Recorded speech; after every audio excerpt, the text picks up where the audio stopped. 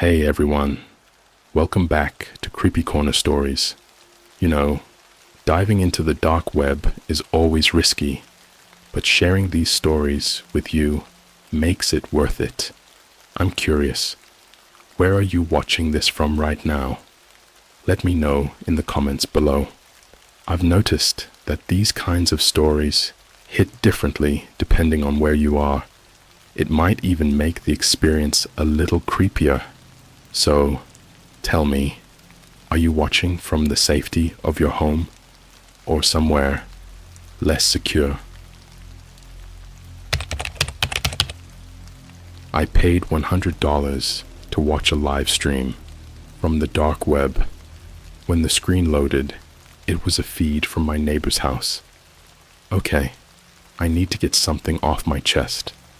I'm not the kind of person who usually writes stuff like this, but I can't stop thinking about what happened.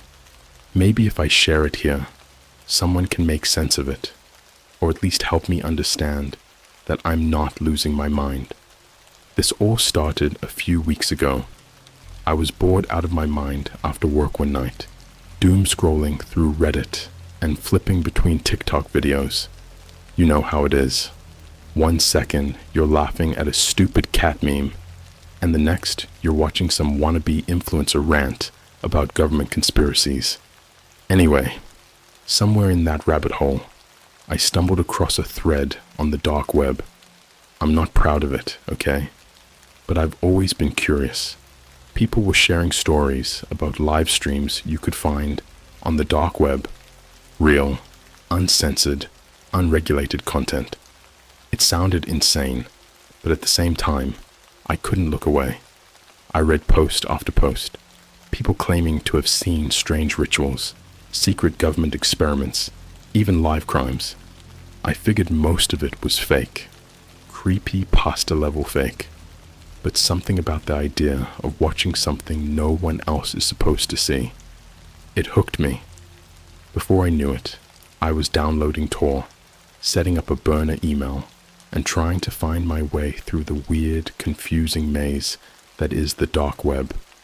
It wasn't as cinematic as people make it out to be. No flashing pop-ups, no Matrix-style hacking vibes. Mostly, it was sketchy message boards and links that didn't work. But after a couple of hours, I found a forum where people were discussing a site called Room Zero. From what I could gather, Room Zero was like a pay-per-view for underground live streams. It wasn't cheap, either. $100 just to get access. There were no previews, no descriptions of what you were paying for. Just a single sentence in broken English. Enter Room Zero. See the truth. I don't know what came over me, but I clicked the link. I figured worst case, I'd lose $100 and get a good laugh out of whatever lame stream they were running. So, I loaded up my prepaid debit card and paid. Within seconds, I got an email with a link and a single-use login. The email said the stream would go live at midnight. I won't lie, I was kind of hyped. The thought of doing something so forbidden, it was thrilling. I made a snack, grabbed a beer, and set up my laptop in bed. Midnight rolled around, and I clicked the link. The screen was pitch black at first. There was no loading screen, no buffering, just darkness. For a second, I thought I'd been scammed, but then the feed flickered to life. At first, it looked like a normal webcam feed, a dimly lit living room. Nothing fancy. Beige walls, a couch with those cheap throw pillows you get at Walmart, a coffee table with an empty takeout container on it. Honestly, it could have been anyone's house, but something about it felt familiar. I leaned closer to the screen, squinting at the details. There was a window in the background with the blinds partially open. Through the gap, I could see a street lamp, the kind with that sickly orange glow. My stomach sank. I knew that street lamp. It was my street lamp. At first, I told myself, It was a coincidence. There are thousands of identical houses in suburban neighborhoods like mine. But then I noticed the framed photo on the wall. It was blurry, but I could just make out the faces: a man, a woman, and a kid. My heart started racing. It was the Thompsons, my next-door neighbors. I froze. What the hell was I watching? I don't remember how long I just sat there, staring at the screen. Something about the way Mr. Thompson spoke felt wrong. The words weren't his. It was his voice, sure, but there was no emotion, no tone, like it had been drained out of him. I'd seen the guy 100 times, barbecuing in his backyard or washing his car. This wasn't him. He kept repeating the same thing over and over. They're watching us. They're always watching us. It was like a chant, mechanical and hypnotic. His eyes were wide open but lifeless, staring at something just off camera. And then, out of nowhere, the camera glitched. It was just a flicker, but it was enough to make me jump.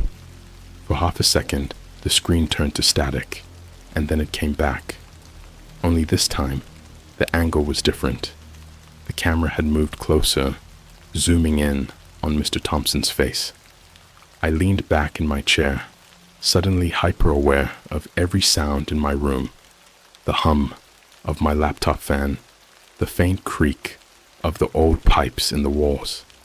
My hands were sweating. I wanted to close the tab, shut the whole thing down, but I couldn't. I was glued to the screen. That's when I noticed the background.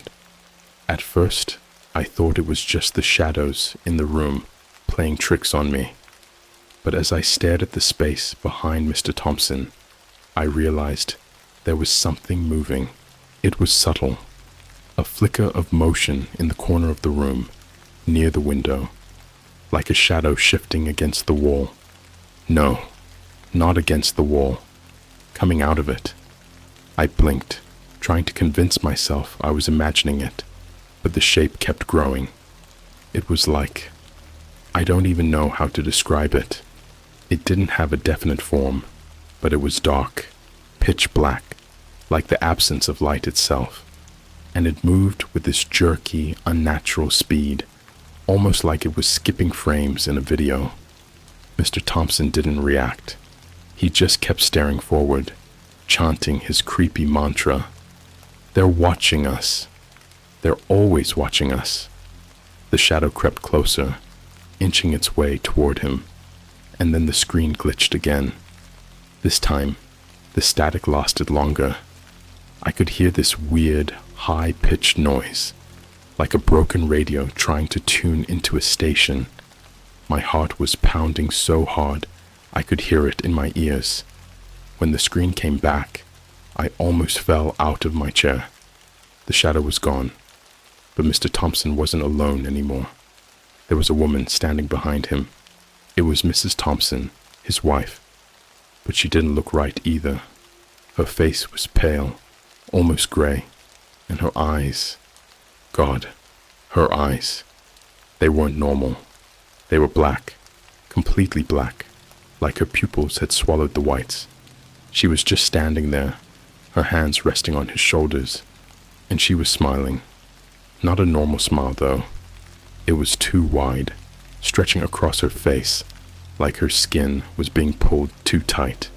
Her teeth were exposed, too many teeth, like her mouth didn't have enough room for all of them. I felt sick. The camera zoomed in again, focusing on her face. And that's when I noticed something even worse. Her eyes weren't just black, they were moving. It was subtle, but I could see this faint, swirling motion in them, like ink spreading through water. It was hypnotic, almost mesmerizing, and I couldn't look away. And then she spoke.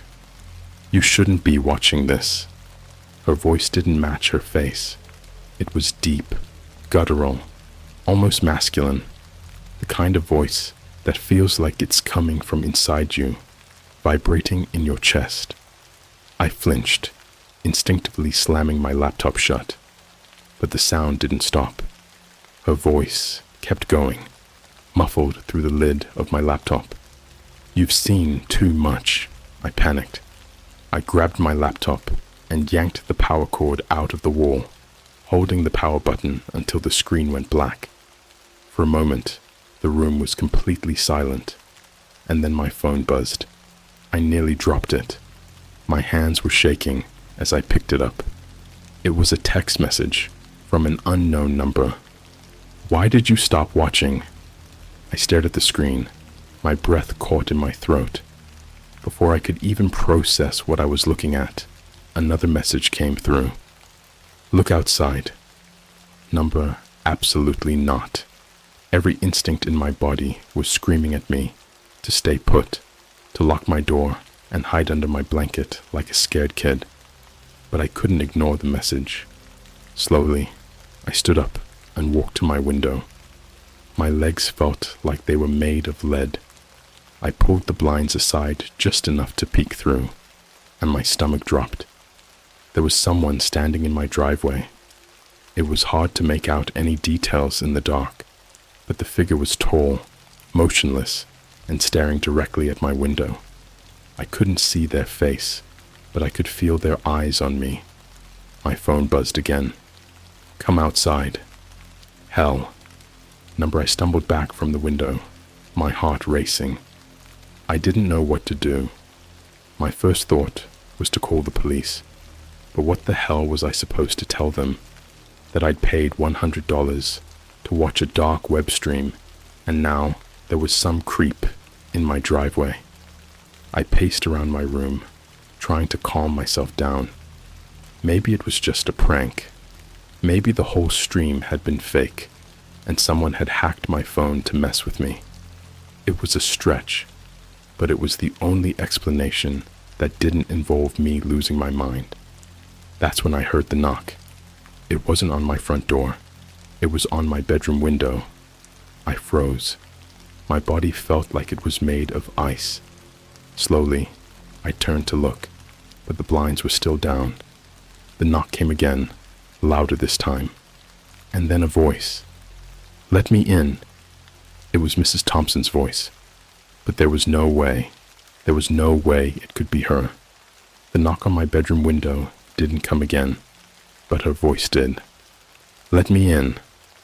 It wasn't pleading. It wasn't even angry. It was flat, like someone repeating a line they'd rehearsed 100 times.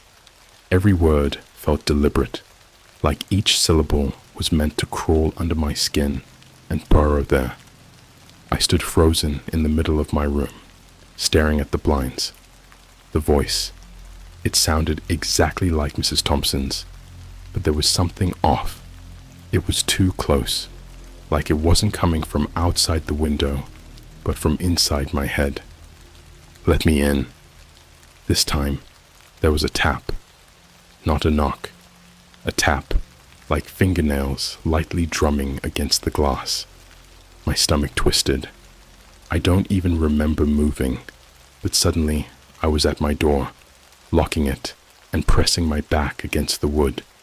It was stupid. I knew it.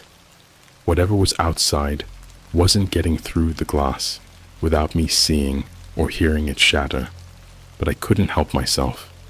My body was in full-on panic mode, and all I could think was, "Don't look, don't look, don't look." And then it laughed. I can't even call it a laugh, really. It started as this low, guttural sound, like someone choking on their own spit, and then it grew. Louder, higher, warped. It didn't sound human anymore.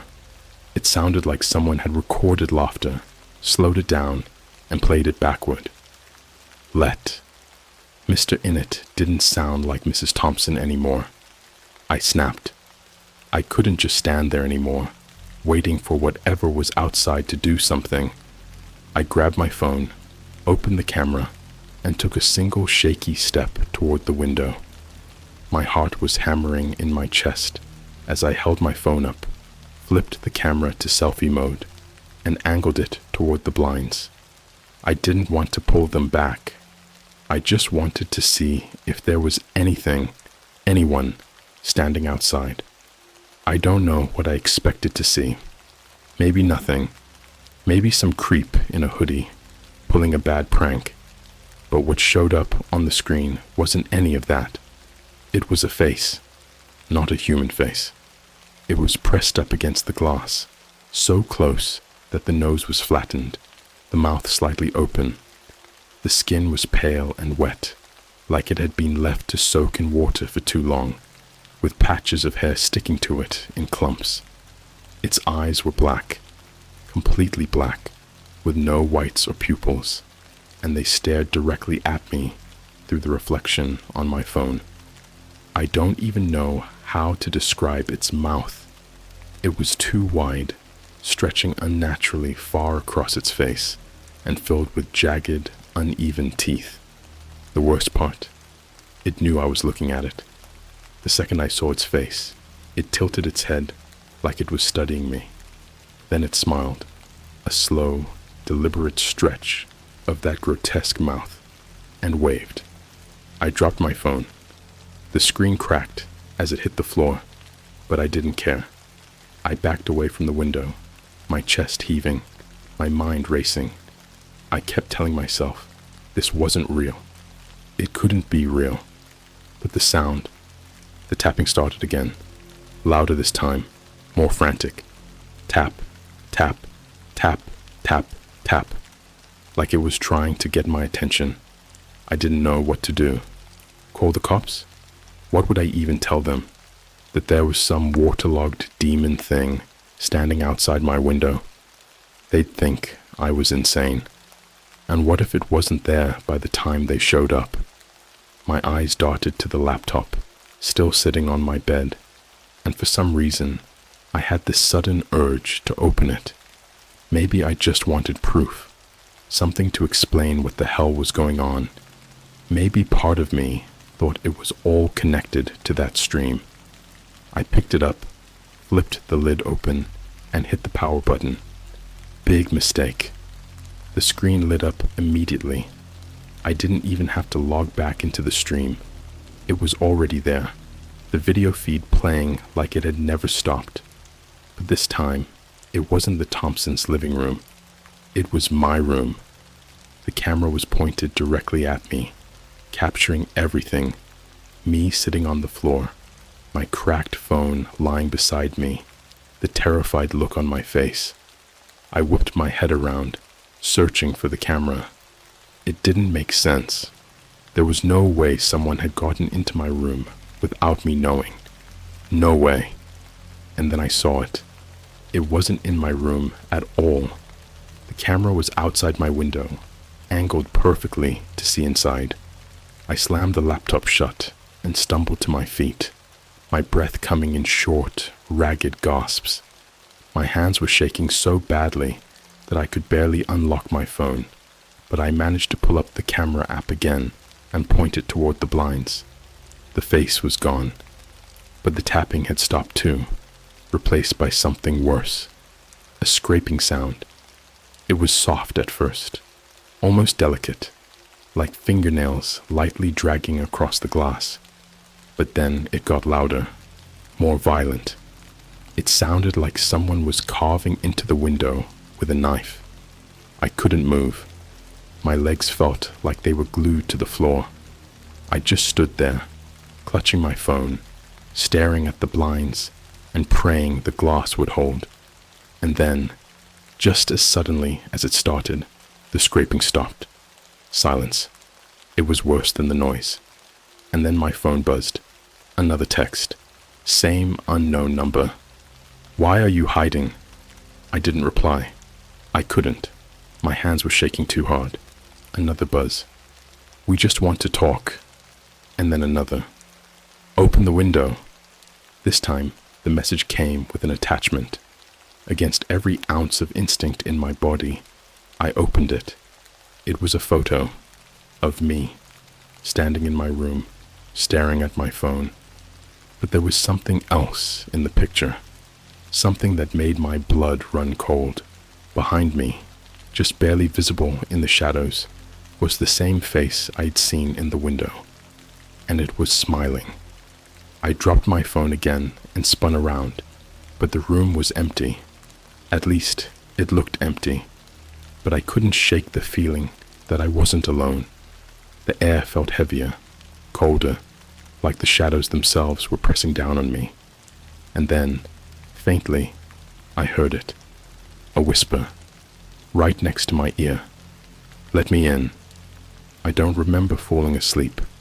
Maybe my body just gave up from the stress, or maybe whatever was happening to me forced it.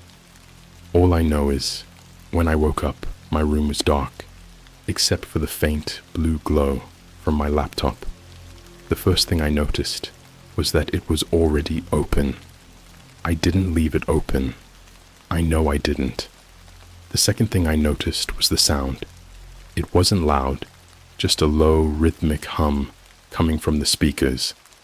It reminded me of an engine idling, or maybe the kind of bass you feel vibrating in your chest at a concert.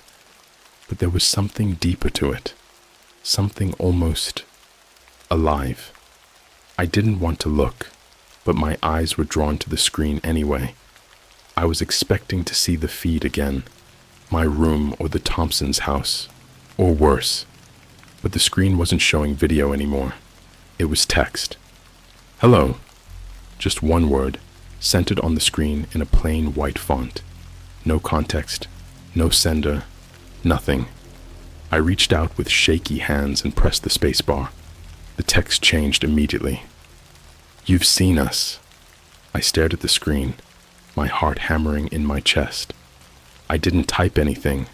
There was no keyboard input, no chat window. Yet the text continued. "You opened the door." I felt my stomach drop. "What door?" As if it heard me, the screen changed again.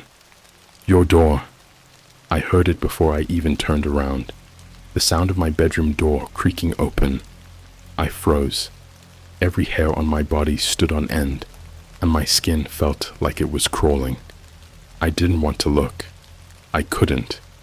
But the sound of the door opening slowly, agonizingly slowly, was impossible to ignore. The room was pitch black, except for the glow of the laptop, and the shadows it cast made everything look warped, stretched. I tried to tell myself that I'd locked the door, that I knew I had, but it didn't matter, because now it was open, and there was someone standing in the doorway. At first, I could only make out the outline of the figure. It was tall, too tall to be anyone I knew. Its head was tilted at an unnatural angle, like it was trying to fit into the space, but didn't quite belong there. And its eyes, two pinpricks of light, barely visible, but unmistakably there, glowing faintly in the dark, like dying embers. It didn't move. It just stood there, watching me. I wanted to scream, but the sound caught in my throat. My body was frozen, locked in place, like I'd been paralyzed by fear. And then it spoke. "You invited us." The voice was deep, guttural, almost mechanical. It felt like it was coming from everywhere at once, echoing in my head as much as in the room. I didn't." The words stumbled out of me, barely audible. The figure tilted its head further, its neck cracking with the motion. "You did," it said. "You paid the price. You opened the door, and now we're here." I tried to stand, to run, to do anything, but my legs wouldn't move. My hands gripped the edges of my chair so hard that my knuckles turned white. What do you want?" I managed to choke out. The figure didn't answer right away. It just stood there, those faint, glowing eyes boring into me. And then it stepped into the room. It didn't walk. It glided. Its movements were smooth, too smooth, like it wasn't bound by the same laws of motion as the rest of us. As it moved closer, I could see more of its features, or lack thereof.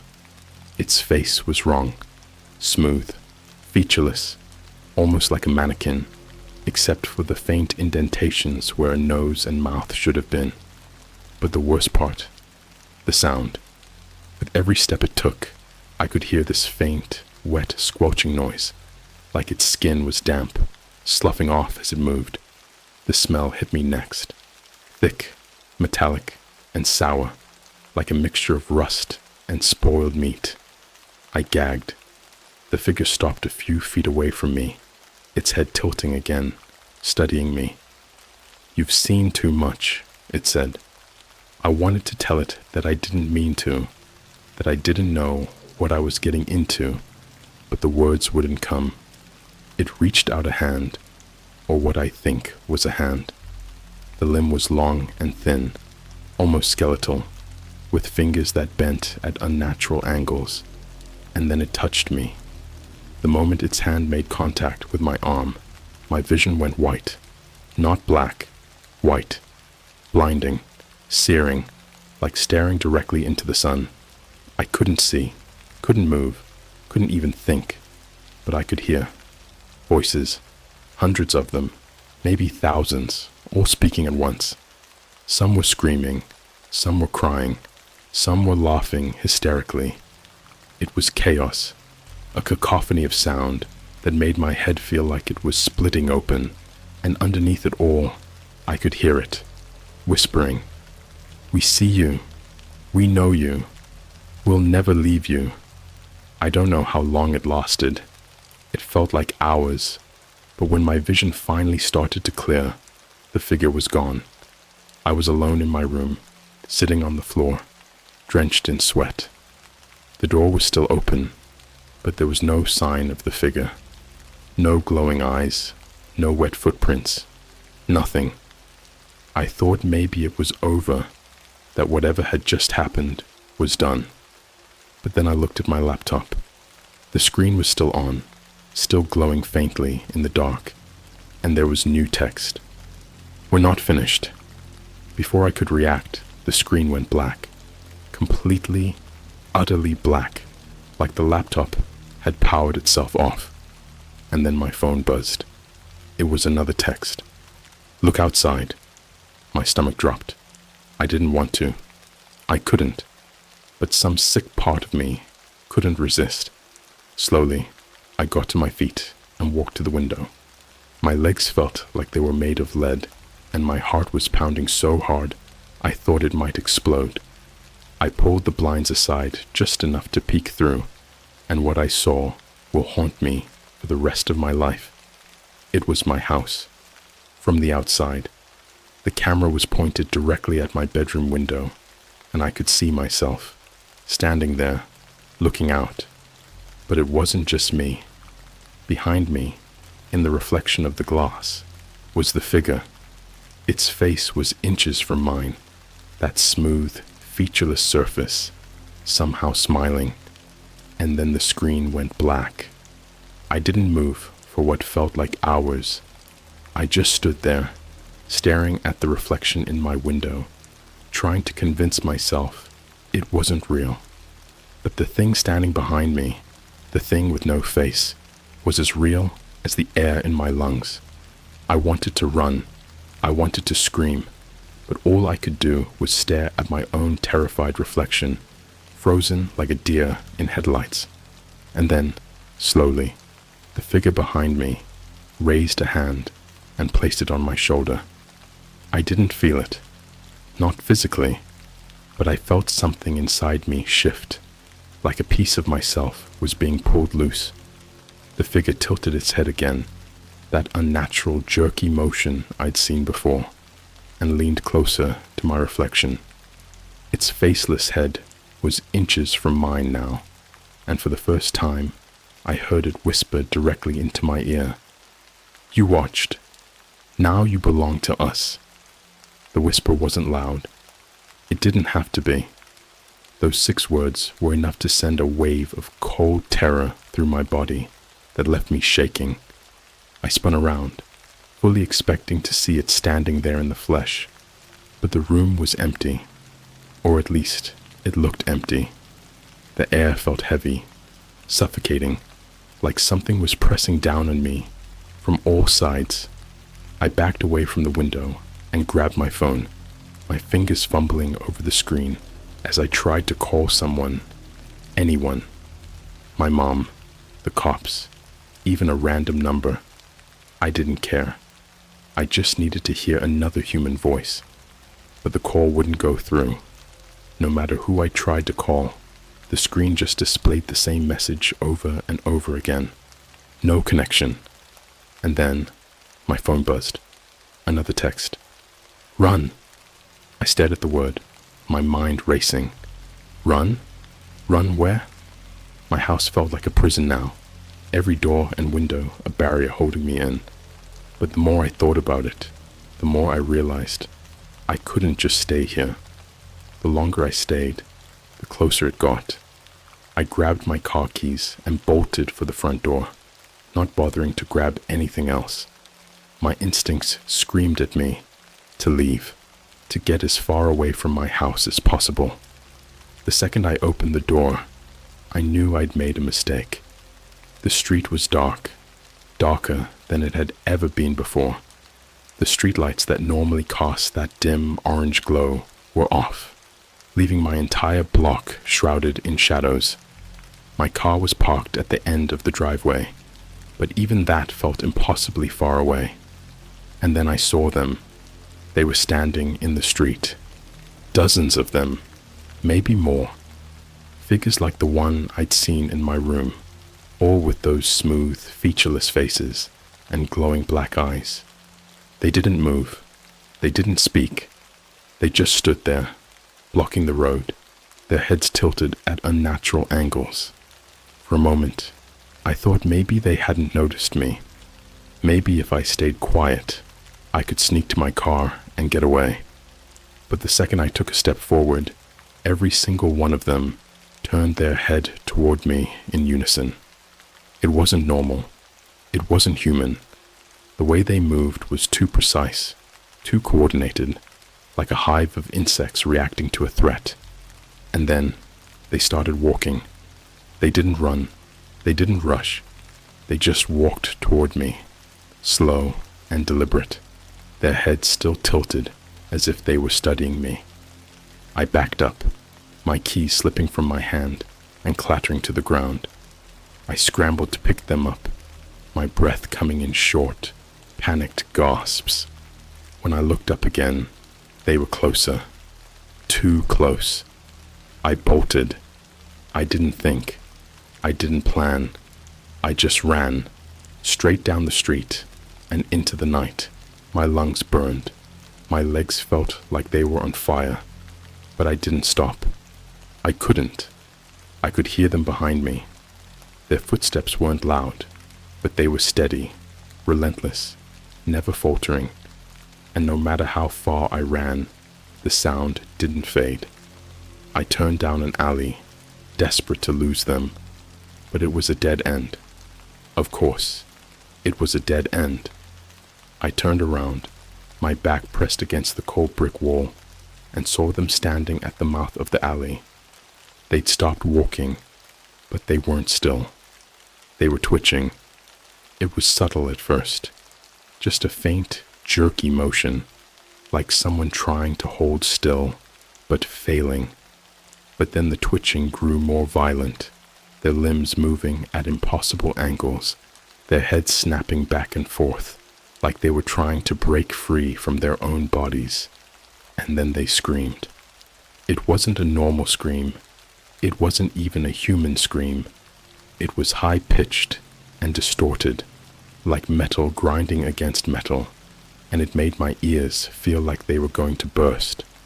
I clamped my hands over my ears and sank to the ground, my vision blurring as the sound grew louder and louder. And then everything went silent. When I opened my eyes, they were gone.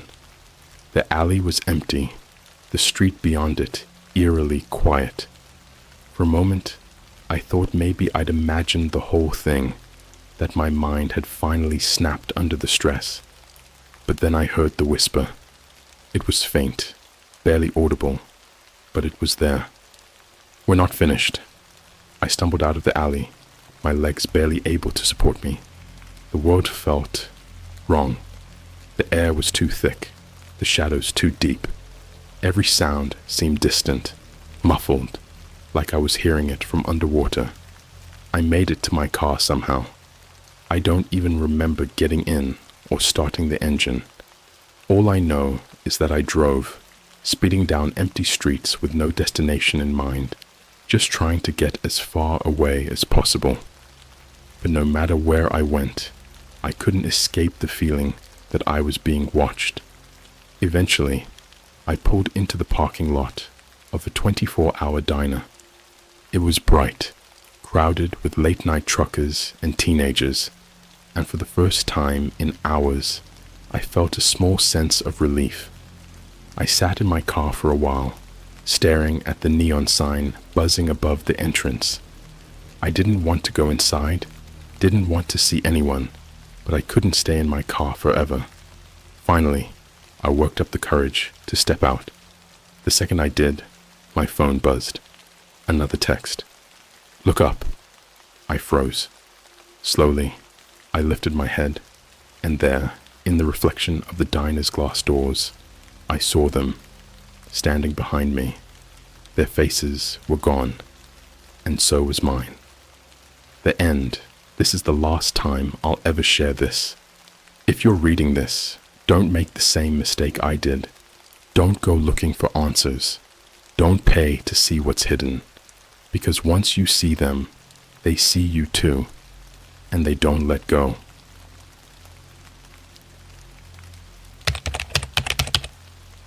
I joined a dark web forum offering unsolved crime files. One of the cases had evidence that pointed to my family. Alright, so let me preface this by saying I've never been the type of person to dive headfirst into creepy or illegal stuff.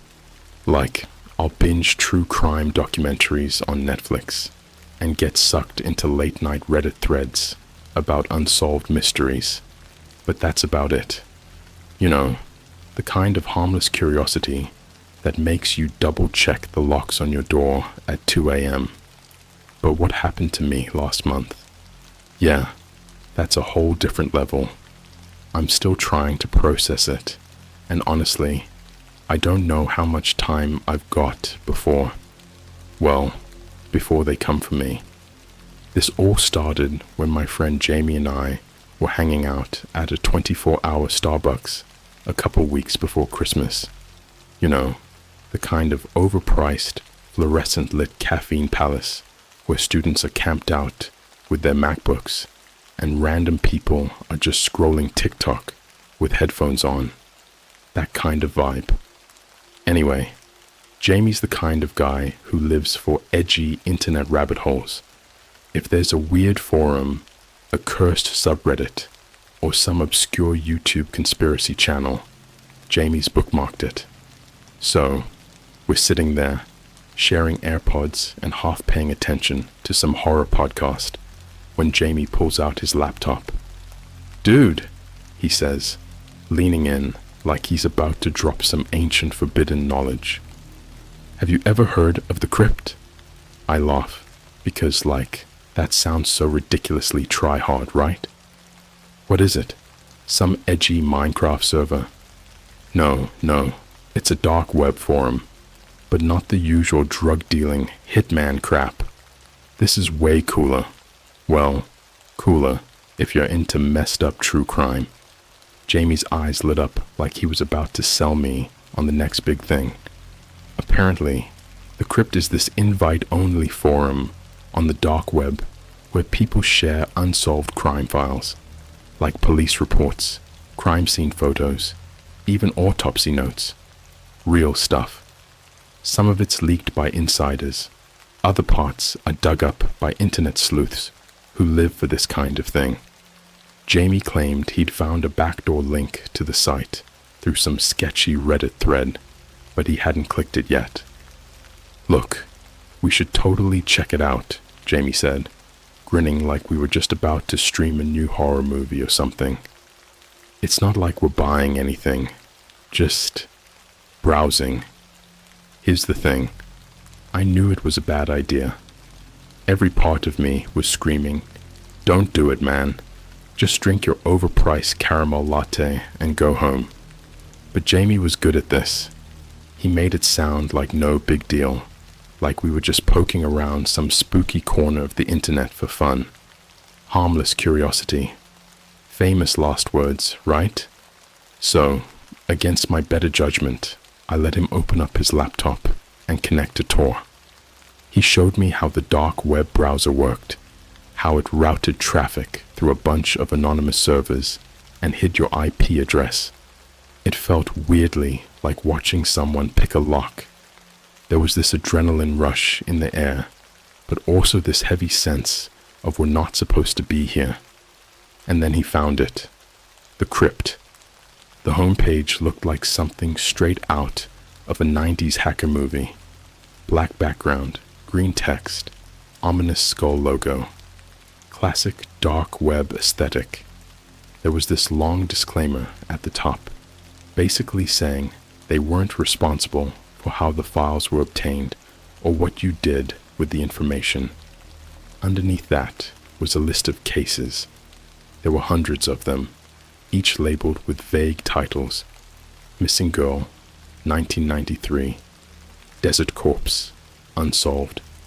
Midnight Stalker, Evidence Dump. Some had little icons next to them, like a pair of handcuffs or a knife. Jamie scrolled through the list, reading out the creepiest ones like he was picking out a horror movie to watch. "Dude, look at this one," he whispered, clicking on a case titled The Christmas Butcher, Surveillance Footage and Photos. I didn't even want to know what that was about, so I told him to pick something else. Eventually, we landed on a case called The Orchard House Incident, 2004. The title seemed tame enough, and there wasn't a creepy icon next to it, so I thought, okay, maybe it's just a weird burglary or something. The page loaded, and my stomach dropped. The first thing I noticed was the blurry black and white photo at the top. It showed this old, run-down house surrounded by overgrown trees.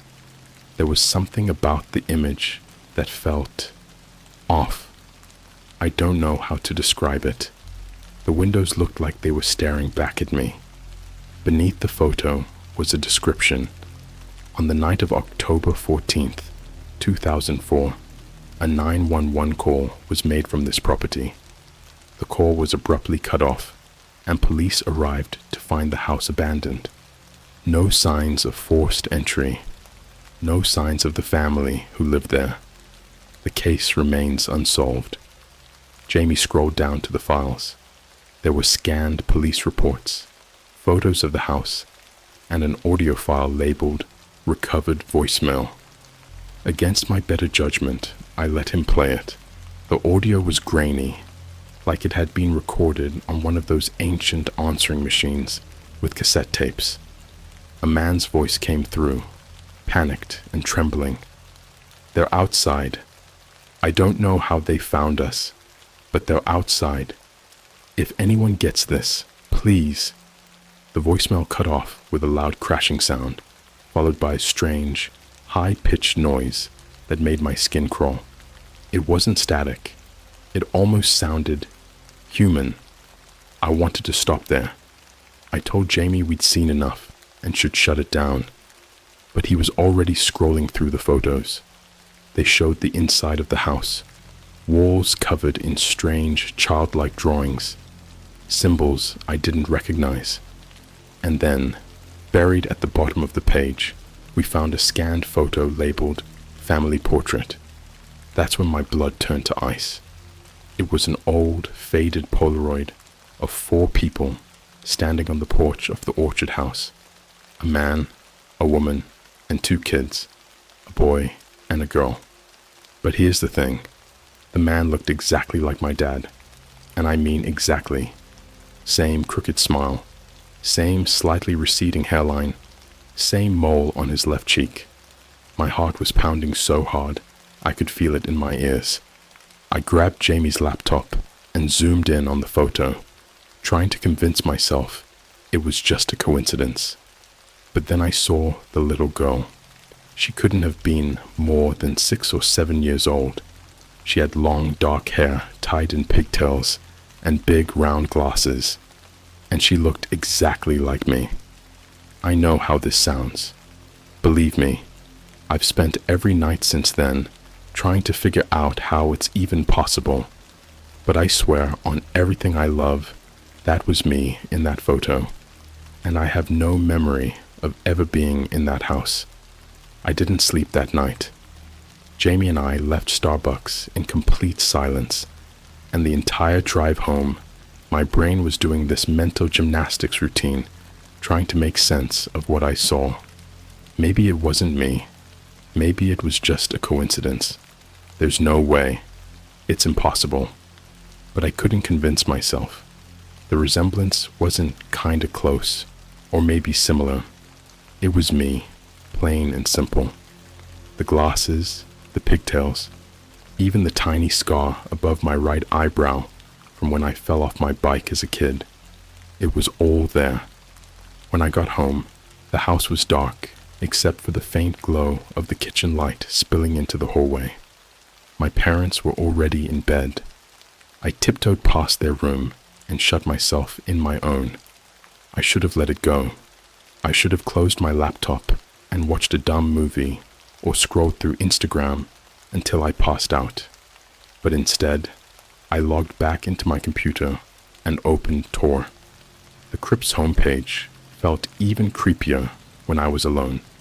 The cold glow of my screen lit up the dark room, and every little sound, my desk creaking, the wind against my window, made my nerves spike. I went back to the Orchard House case, scrolling through the files like I'd missed something, like I could find some detail that would prove it was all a big misunderstanding. But the more I looked, the worse it got. One of the police reports mentioned that the family was never officially identified. Neighbors said they had only moved into the house a few weeks prior, and no one really knew much about them. The house itself had been abandoned for over a decade before the family showed up. Another report described the scene officers found when they responded to the 911 call. The front door was ajar. No signs of forced entry. Inside, investigators found a half-eaten meal on the dining room table, chairs overturned, and 2 suitcases near the front door. It appeared as though the family was preparing to leave in a hurry. Upstairs, the master bedroom showed signs of a struggle. Bed sheets torn, a broken lamp, and what appeared to be drag marks leading into the hallway. A large, dark stain was found on the carpet near the doorway, presumed to be blood. I had to stop reading and take a breath. I was starting to feel dizzy, like the walls of my room were closing in on me. I wasn't ready to admit it out loud, even to myself, but there was a nagging thought in the back of my mind. What if my parents knew something about this? I know how insane that sounds. My parents are just normal. My dad works in IT, and my mom is a teacher. We live in the suburbs.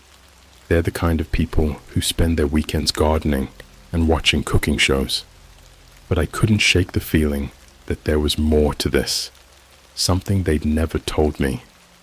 I was about to close my laptop when I noticed a link at the bottom of the page. It wasn't labeled or anything, just a long, messy string of characters like a password. My mouse hovered over it for a second, and then, against every ounce of common sense I had left, I clicked it. The screen went black for a few seconds.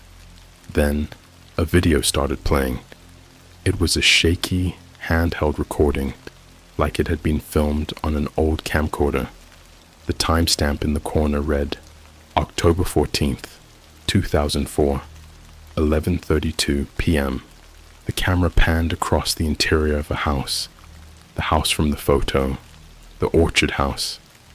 I recognized the peeling wallpaper, the cracked floorboards.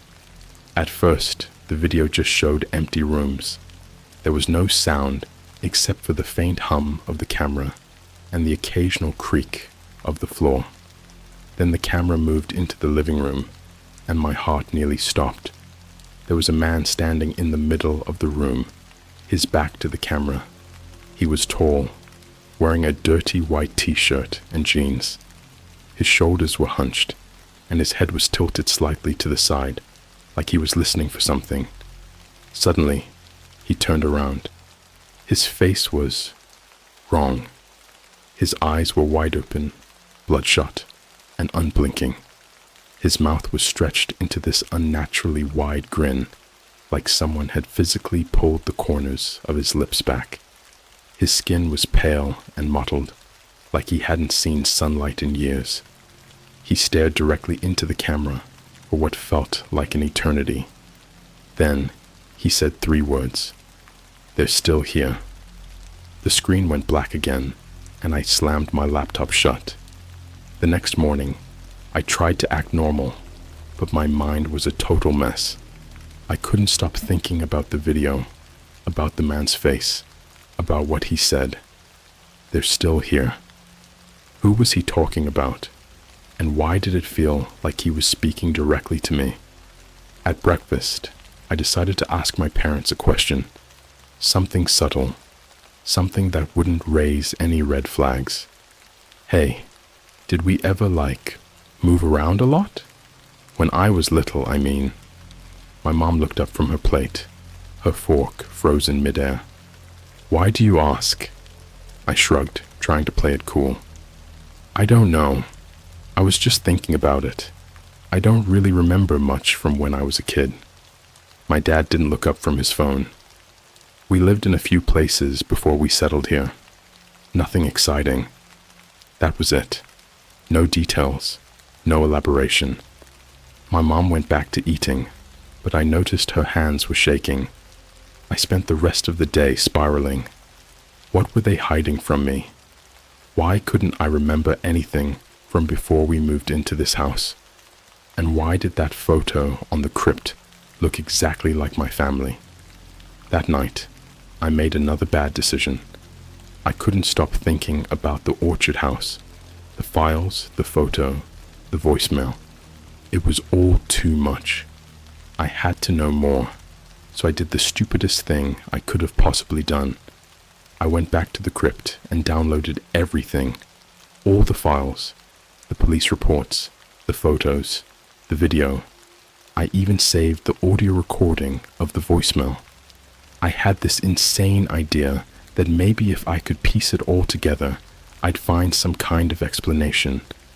But the more I dug into the files, the more disturbing it got. One of the photos showed a crude drawing scrawled on the wall of the upstairs bedroom. It was a stick figure family, 2 adults and 2 kids, standing in front of a house.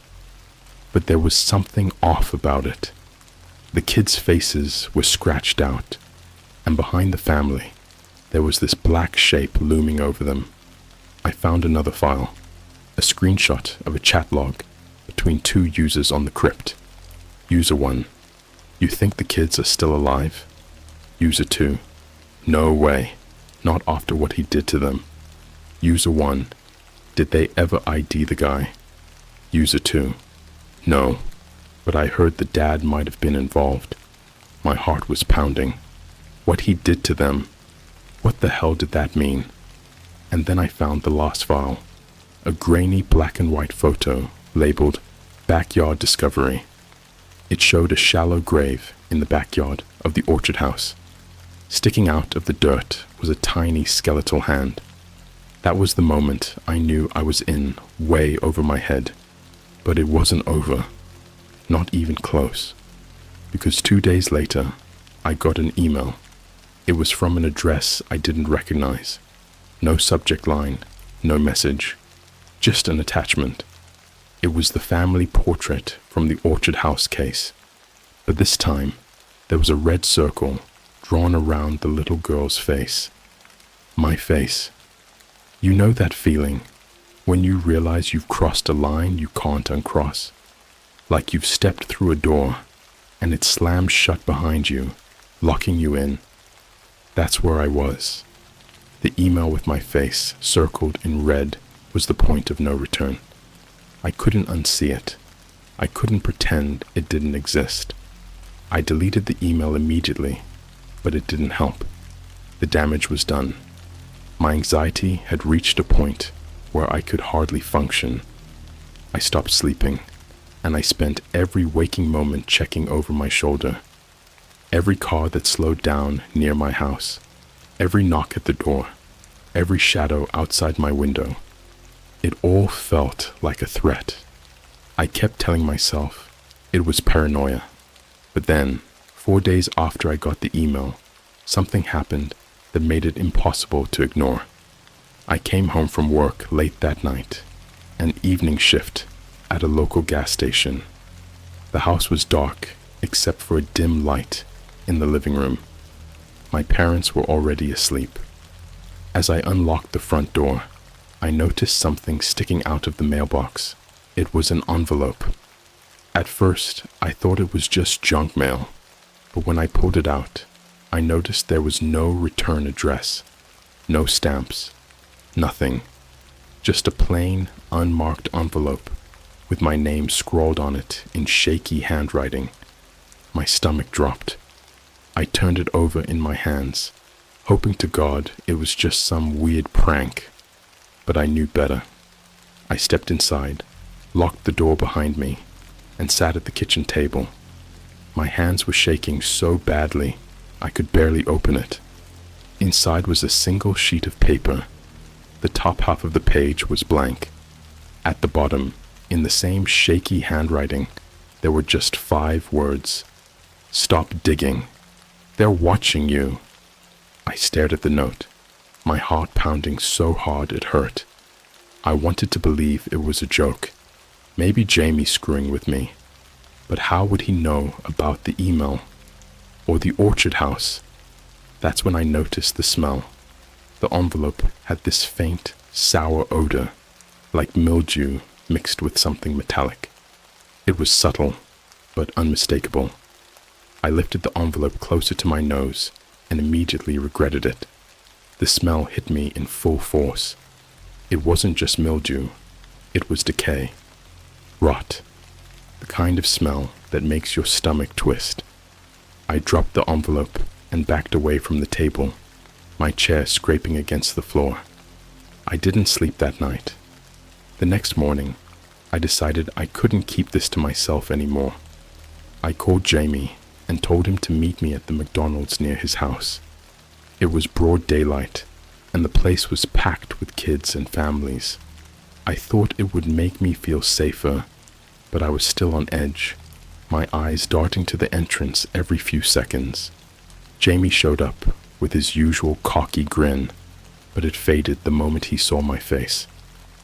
"Dude, what's going on?" he asked, sliding into the booth across from me. I didn't even know where to start. I told him about the email, the circled photo, the envelope, the smell.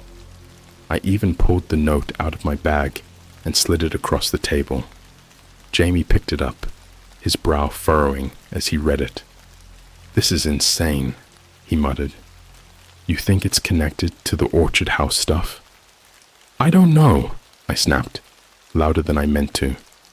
A few people at nearby tables glanced over, and I lowered my voice. "I don't know what to think, but I can't shake the feeling that I'm being watched, like all the time." Jamie sat back, chewing on his lip.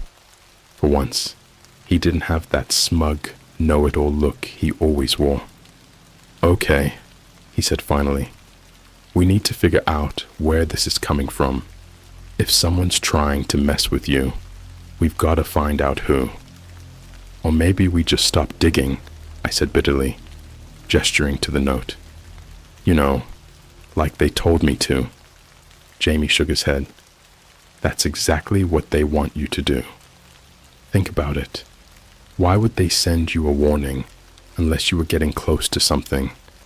I wanted to argue, but deep down, I knew he was right. That night, Jamie convinced me to let him come over so we could go through the files together. He brought his laptop and a Red Bull, like this was some kind of late-night study session. We sat in my room with the blinds drawn and the door locked, the files from the crypt spread out across my desk.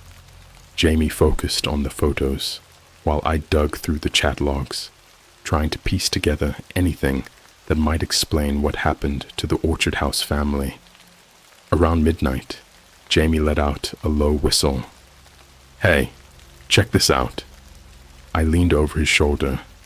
He was looking at one of the crime scene photos, a close-up of the living room wall. At first glance, it just looked like a bunch of random scratches, but when Jamie adjusted the contrast, I realized it was writing. Etched into the plaster, in jagged, uneven letters, were the words, "His face is a mask." I felt a chill crawl down my spine. "What the hell does that mean?" Jamie shook his head. "No idea. But look at this." He pulled up another photo, this one from the master bedroom. It showed a large, dark stain on the carpet near the doorway. Next to it was a crude drawing scrawled in what looked like chalk or charcoal. The drawing was of a face, except it wasn't really a face. It had two round, empty circles for eyes and a wide, jagged line for a mouth. The lines were shaky, uneven, like they'd been drawn by a trembling hand. "That's the same symbol from the other room," Jamie said, flipping between the photos. "It's everywhere. It's in the hallway, the kitchen, even the front porch." I stared at the screen, my stomach twisting into knots. "What if it's not a symbol?" I said quietly. Jamie frowned. "What do you mean?" I hesitated, my voice barely above a whisper. "What if it's him?" By the time Jamie left, it was almost 3 a.m. I was exhausted, but there was no way I was sleeping. Not after what we found. I was lying in bed, staring at the ceiling, when I heard it. A soft tap, tap, tap at my window. My heart stopped. I didn't move. Tap, tap, tap. It was slow, deliberate, like someone was tapping with their fingernails. My room is on the second floor. There's no way anyone could have reached the window without a ladder.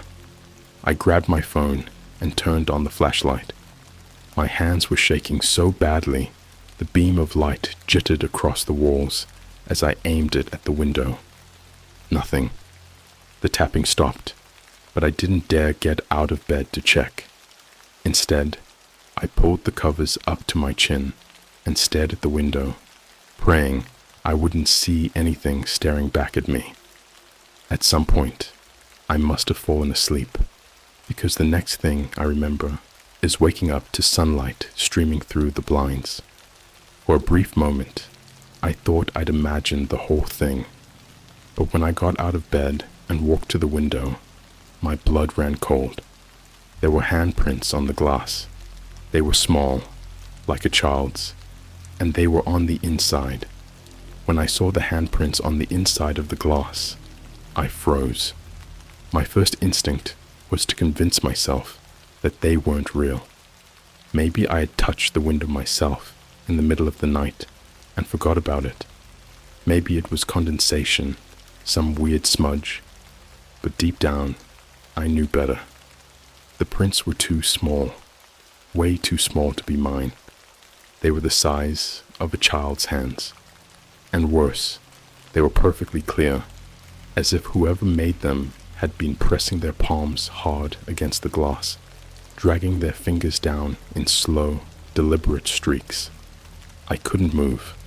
I couldn't breathe. Every hair on my body was standing on end. All I could do was stare at the window, my mind racing. Did someone come into my room last night? Were they still here? That's when I noticed something else. The faint smell of decay. It was the same sour metallic odor from the envelope.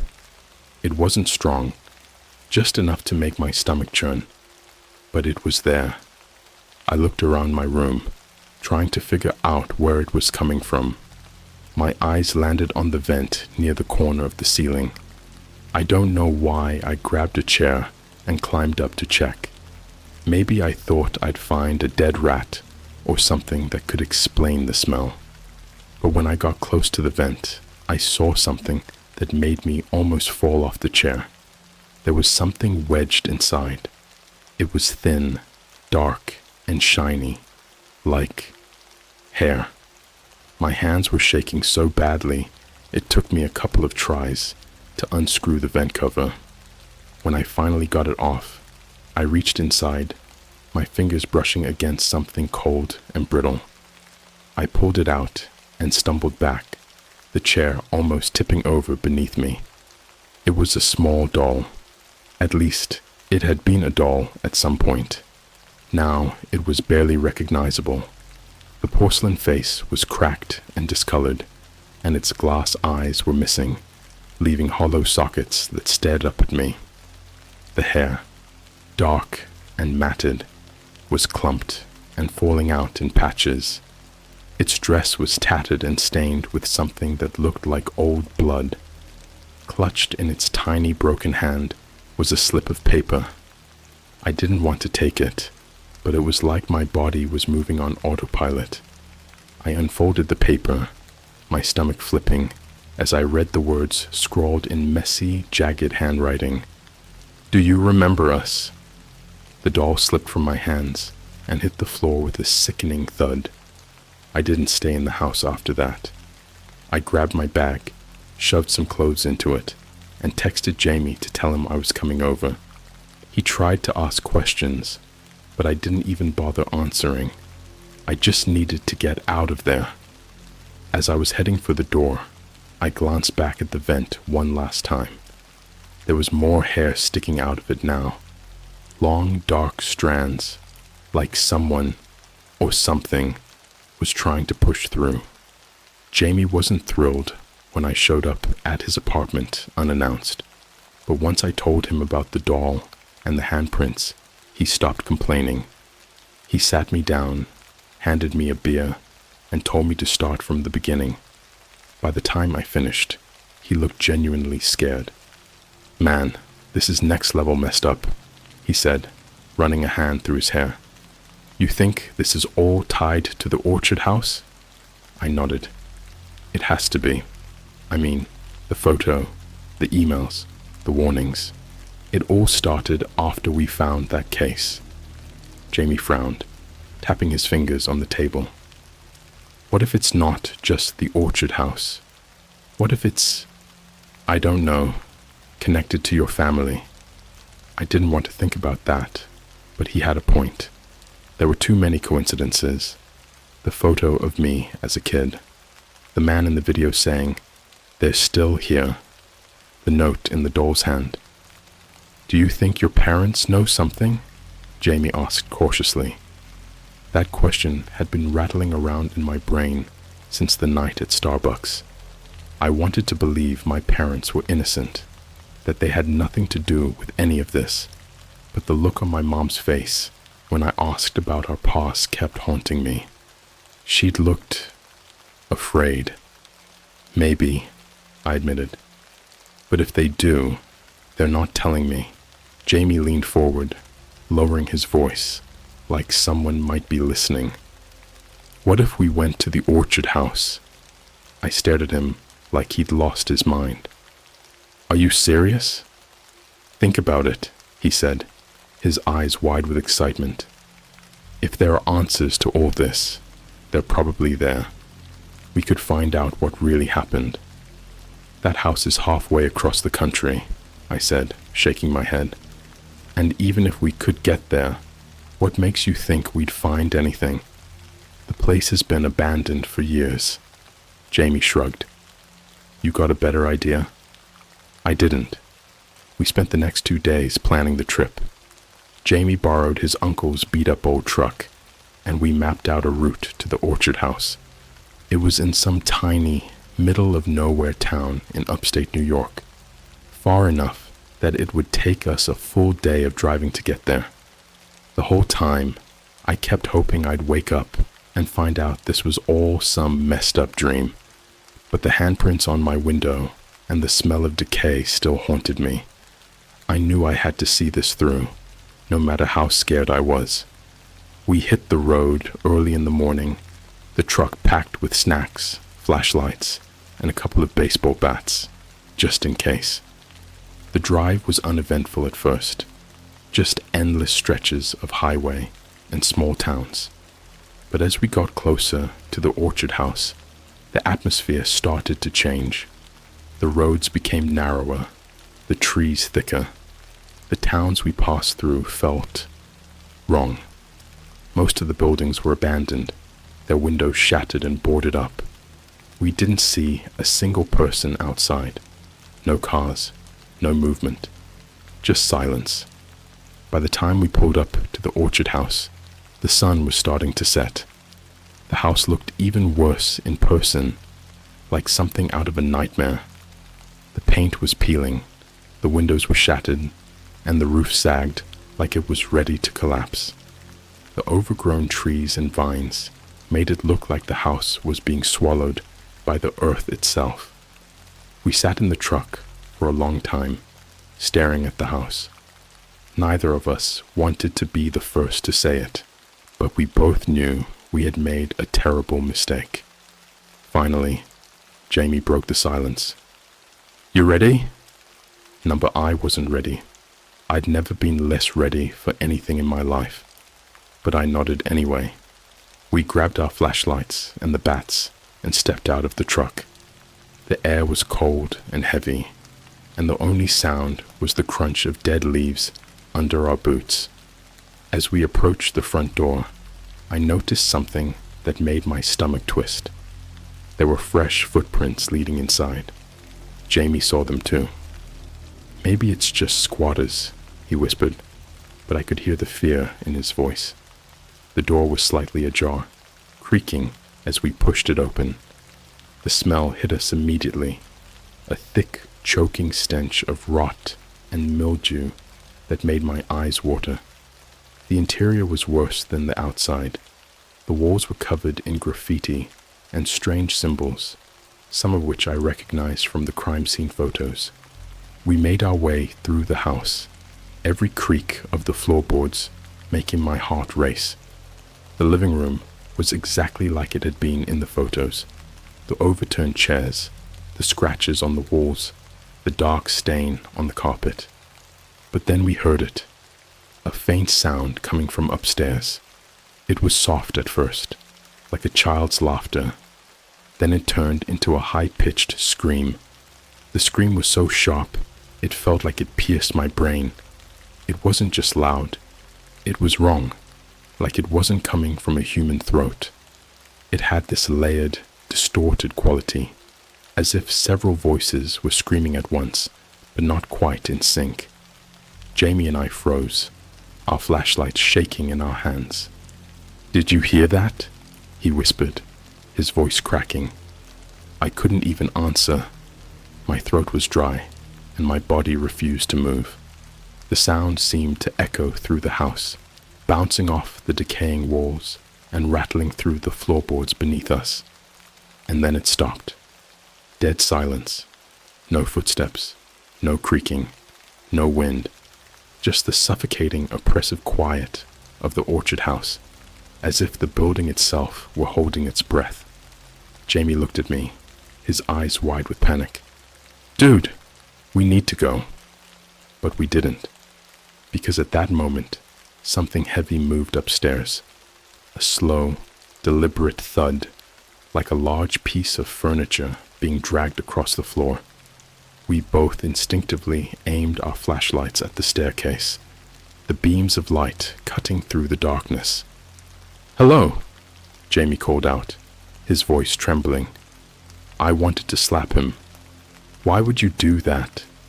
The house didn't answer, but the dragging sound started again, closer this time. I don't know what possessed us to go up those stairs. Maybe it was morbid curiosity. Maybe we were too scared to run. Or maybe it was something else. Something the house wanted us to do. Each step groaned under our weight as we climbed, the air growing colder and heavier with every inch. When we reached the top, we were greeted by a long, narrow hallway lined with doors. Most of them were open, their dark interiors like gaping mouths. But at the far end of the hallway, one door was closed. The dragging sound was coming from behind it. Jamie turned to me, his face pale. "If we die, I'm blaming you." I didn't respond. My heart was pounding so loudly I could barely hear him. We moved slowly, our flashlights bouncing off the cracked walls and faded wallpaper.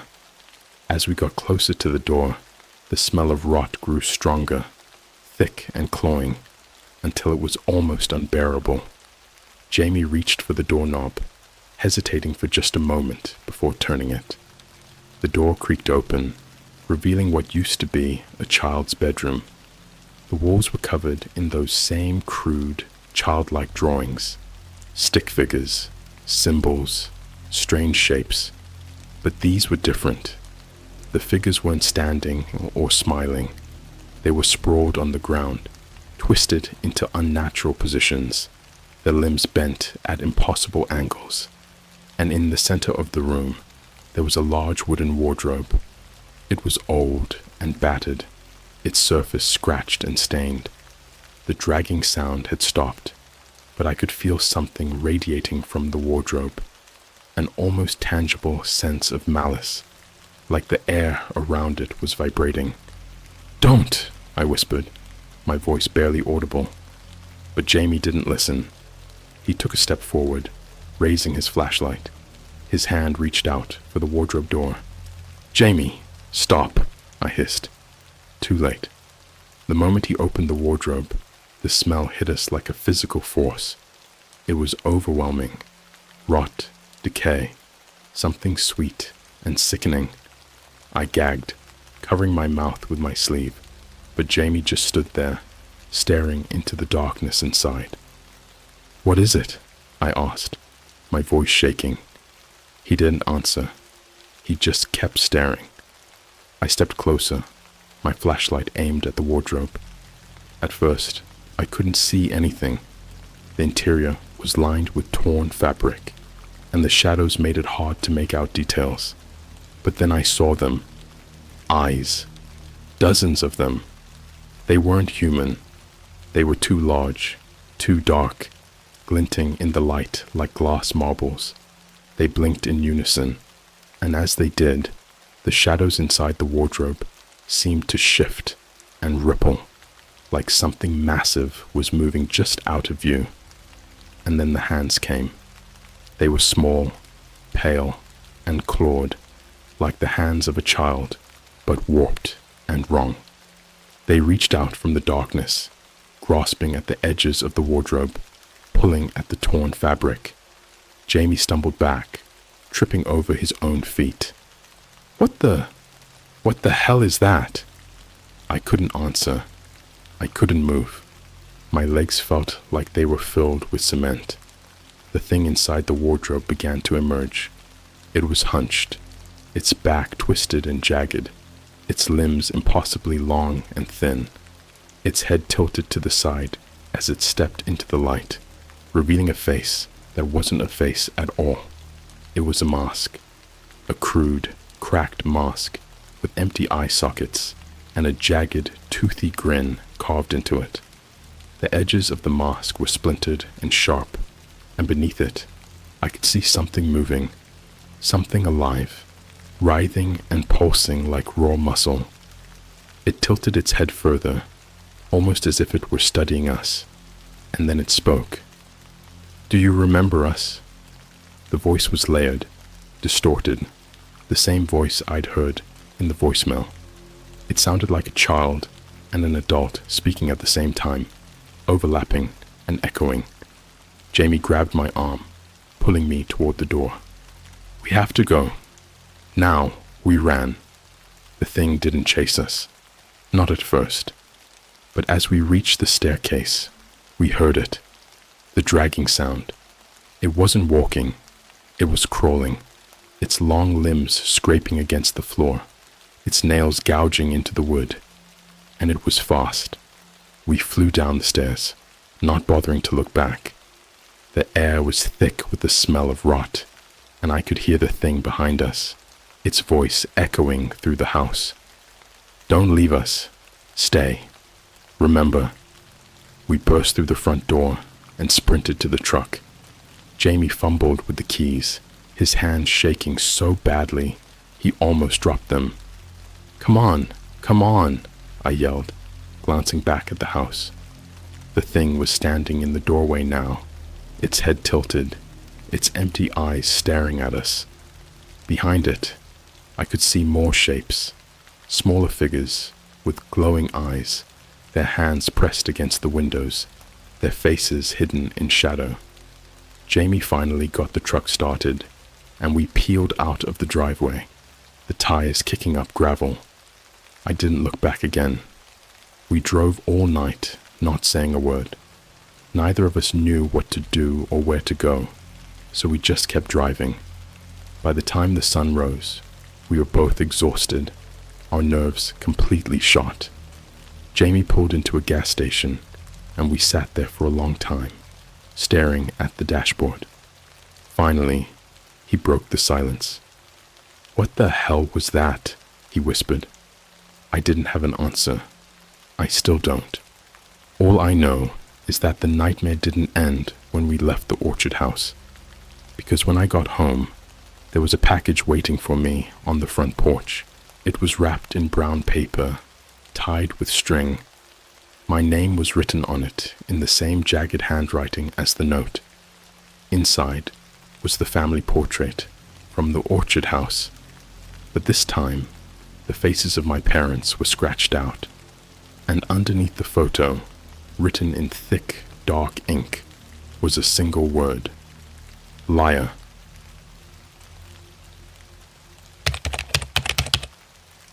I paid for a cheap Airbnb through a dark web link. When I arrived, the host knew things about me they shouldn't have. I need to get this out there. Maybe writing it down will help me make sense of what happened, though I'm not sure I want to understand it.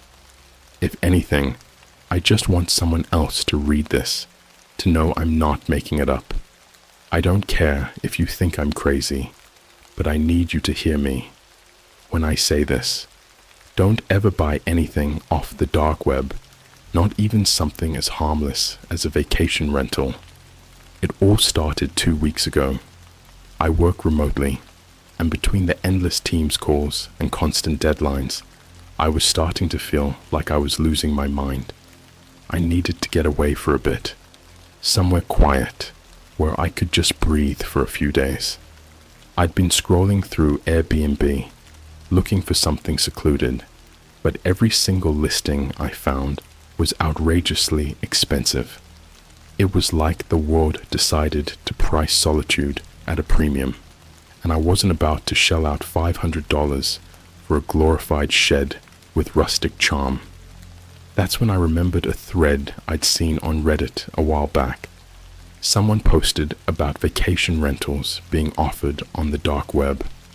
The post was full of horror stories, people getting scammed, arriving at places that didn't exist, or worse, places that did exist but shouldn't. Most people in the comments were laughing it off, saying it was just a creepypasta, but the idea stuck with me. I was curious. No, scratch that. I was stupidly curious. That night, after a couple of beers, I made the kind of decision you only make when you're too bored to care about consequences. I fired up my old laptop, the one I'd set up with Tor back in college, when I wanted to impress a girl by pretending I was some kind of hacker. I hadn't touched it in years, but it still worked. Within minutes, I was browsing dark web forums, the kind of places where people sell fake passports, stolen credit cards, and other things I don't even want to mention. It didn't take long to find what I was looking for. A thread titled, "Exclusive Dark Vacay Deals. Dirt Cheap." It was a list of links to vacation rentals, each with a brief description. Most of them were obviously fake. Luxury beach mansions for $10 a night, private islands for $20. But one listing caught my eye. It was for a cabin in a small town about 3 hours from where I live. The photo showed this cozy little place surrounded by dense forest, with a stone fireplace, a big porch, and one of those antique-looking bathtubs with clawed feet. It was beautiful. And the price? Just $50 a night. The description said it was off-grid with limited cell service, which honestly just added to the appeal. I'd had enough of endless notifications and wanted nothing more than to unplug for a couple of days. The instructions were weird, though. Payment had to be in Bitcoin, and I had to send it directly to the host's wallet address. No booking confirmations, no receipts, nothing. Just a promise that the cabin would be unlocked when I arrived and that I could let myself in. Looking back, I can't believe I thought this was a good idea. But at the time, it felt like an adventure. Something different, something exciting. I sent the $100 for 2 nights and got an email back within the hour. The subject line was, "Welcome to your getaway." The email was short and to the point, with a set of GPS coordinates and a note that said, "We're looking forward to hosting you. Drive safe." The drive into the woods. The next morning, I packed a small bag and hit the road. I didn't tell anyone where I was going, mostly because I didn't want to explain how I'd found the place. Besides, it was just 2 nights. What's the worst that could happen? The first part of the drive was fine. Highways, gas stations, fast food joints, the usual. I grabbed a coffee at Starbucks and figured this whole thing would probably make for a funny story when I got back. But the closer I got to the coordinates, the weirder things started to feel. The roads got narrower, the trees thicker, and my cell service dropped to 1 bar, then none at all. By the time I turned onto the final gravel road, I couldn't even get Google Maps to load. I'll admit, I started to feel a little uneasy. The road was barely wide enough for my car, and the trees on either side were so dense that it felt like I was driving into a tunnel. The sunlight barely made it through the branches, casting everything in this weird greenish light. I kept telling myself it was fine. I'd seen pictures of the cabin. It looked normal. People had stayed there before and left glowing reviews on the dark web forum. This wasn't some creepypasta. It was just an off-the-grid Airbnb, and I was being paranoid. Finally, the road ended in a small clearing, and there it was, the cabin. It looked exactly like the pictures, cozy, charming, and surrounded by forest. I parked my car and grabbed my bag, already feeling a little better. The air smelled fresh, like pine and damp earth, and for a moment, I thought I'd made the right choice. This was going to be great. The cabin's first warning. The front door was unlocked, just like the email said it would be. Inside, the cabin was clean, but weirdly empty. There were no personal touches, no family photos, no books on the shelves, nothing to suggest anyone had ever actually lived here.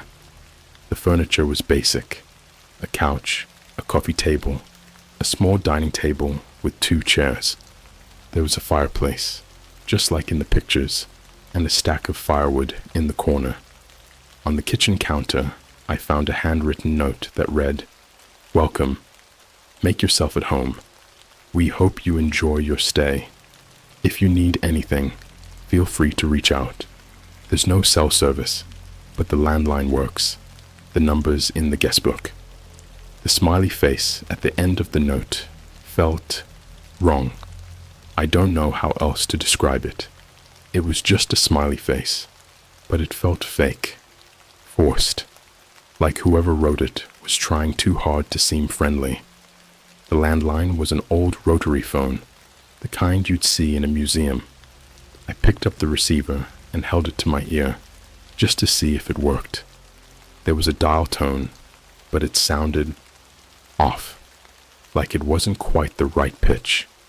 I put the phone down and decided not to think about it. I was being paranoid. I'd been working too much and spending too much time on the internet. I needed to relax.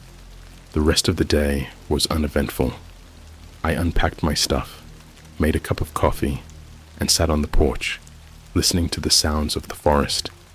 It was almost peaceful until I noticed how quiet it was. No birds, no rustling leaves, nothing. Just silence. When the silence became too loud that night, I tried to sleep, but something about the cabin felt off. It was too quiet, too still. I kept thinking about that note on the kitchen counter, about the fake smiley tone of it. Around midnight, I heard something outside, a soft scraping sound, like someone dragging their fingers along the side of the cabin. I froze. My first thought was that it was an animal, a raccoon or a stray dog, but the sound was slow, deliberate. It didn't stop. I crept to the window and peeked through the curtains, but it was too dark to see anything. The forest outside was pitch black, the kind of darkness that makes you feel like you're being watched. I wanted to turn on the porch light, but what if that made whoever or whatever was out there realize I was awake? The scraping stopped, but I didn't sleep that night. I just lay there in the dark, staring at the ceiling and wondering what the hell I'd gotten myself into. I didn't fall asleep that night. How could I? The sound of something scraping along the cabin walls kept playing over and over in my head, like a phantom noise. Every little creak of the old wooden floor or rustle of leaves outside made my heart jump. When the first streaks of sunlight finally bled through the trees, I told myself it had to have been an animal, maybe a raccoon or a possum looking for food. I wanted to believe that, but deep down, I knew something was wrong with this place. The first thing I noticed when I stepped outside in the morning was how clean the cabin looked. Too clean. There were no paw prints, no scuff marks, no evidence that anything or anyone had been near the cabin during the night. If something had been scratching the walls, it had left no trace. That felt impossible. But again, I tried to rationalize it. Maybe I'd imagined it. Maybe I was just overtired. I figured a walk might help clear my head, so I decided to explore the forest around the cabin. The GPS coordinates had placed me in a pretty remote area. No nearby houses, no visible roads beyond the narrow gravel one I'd come in on. That's what I wanted, right? Solitude. A break from people, from noise, from everything. But as I walked deeper into the woods, the silence started to get to me again. You don't really notice how loud the world is until everything's quiet. Even in the middle of nowhere, there's usually something. Birds chirping, wind moving through the trees, insects buzzing. But here, nothing. It was like the forest itself was holding its breath, waiting for something. Every step I took felt deafening. The crunch of leaves under my boots echoed in my ears, making me feel like I wasn't alone, even though I couldn't see anyone. About 20 minutes into my walk, I stumbled across something that made me stop in my tracks. A clearing with a fire pit in the center. At first, it looked like it hadn't been used in years. The stones were blackened with soot, and there were bits of charred wood scattered around. But then I noticed something that didn't make sense. Fresh cigarette butts, crushed into the dirt near the edge of the pit. Who else was out here? I hadn't seen another car or cabin since I arrived. As far as I knew, I was the only person in this area. So who the hell was sitting out here, smoking, and why did the cigarette butts look so fresh, like they'd been left just a few hours ago? I felt a chill crawl up my spine as I scanned the clearing. The trees pressed in on all sides, their branches so dense that it was hard to see more than a few feet into the shadows. I couldn't shake the feeling that someone was watching me, even though I couldn't see or hear anything. The air felt heavier somehow, like the forest was alive and aware of me. I didn't stick around long. I snapped a quick photo of the fire pit on my phone, mostly as a mental note, since I didn't have service to upload it anywhere, and headed back to the cabin. The whole time, I kept glancing over my shoulder, half expecting to see someone step out from behind a tree. But the forest stayed empty, or at least, it looked empty. The stranger in the photos. When I got back to the cabin, I tried to shake off the unease by making myself something to eat. The kitchen had a few basic supplies: instant coffee, a box of crackers, some canned soup, and I settled for heating up the soup on the old stovetop. As I ate, I decided to scroll through the photos on my phone. I'd only taken a few pictures since I arrived. The cabin, the clearing with the fire pit. But when I opened the gallery, I noticed something that made my stomach drop. In the photo of the fire pit, there was someone standing in the background. I swear to God, I hadn't seen anyone when I took the picture. But there they were, barely visible in the shadows, at the edge of the clearing. A tall figure, dressed in dark clothes, standing perfectly still. Their face was turned toward me, or at least it looked like it was, but their features were blurred. It wasn't like they were out of focus. It was more like their face just didn't exist. A smear of skin where eyes, a nose, and a mouth should have been. I stared at the photo, my hand shaking so badly that I almost dropped the phone. My brain scrambled for an explanation. Maybe it was a trick of the light. Maybe it was some kind of weird artifact from my phone's camera. But no matter how much I tried to convince myself, I couldn't shake the feeling that whoever or whatever that was, it had been watching me the whole time. The basement door. By this point, I was officially freaked out. I wanted to leave, but the cabin was in the middle of nowhere, and the thought of driving down that narrow gravel road in broad daylight was nerve-wracking enough. At night, it felt like a death sentence. I told myself I'd stick it out for one more night, but I'd leave first thing in the morning. No matter how early it was, no matter how little sleep I got, I'd be out of there before the sun came up. That night, I locked every door and window in the cabin, something I hadn't bothered to do the night before. The note had said the area was safe, and I'd been naive enough to believe it.